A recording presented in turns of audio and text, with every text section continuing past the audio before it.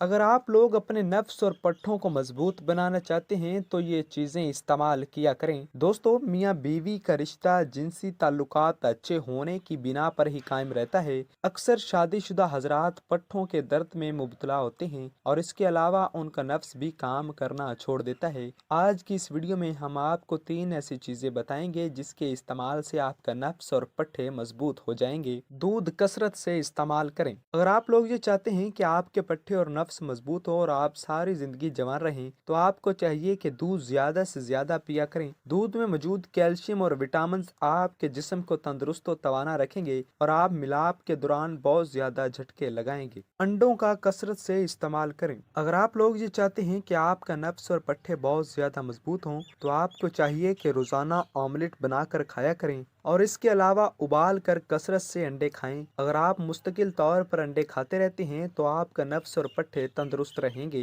गोश्त कसरत से खाएं। अगर आप लोग ये चाहते हैं कि आपका नफ्स और आपके पट्ठे मजबूत रहें, तो आपको चाहिए कि गोश्त कसरत से खाया करें। गोश्त में मौजूद विटामिन और प्रोटीन्स आपके जिस्म को बहुत ज्यादा ताकत फराहम करेंगे और आप एक खुश व खुर्रम जिंदगी गुजार सकेंगे। मेहरबानी फरमा कर वीडियो को लाइक कर दें और चैनल सब्सक्राइब कर दें।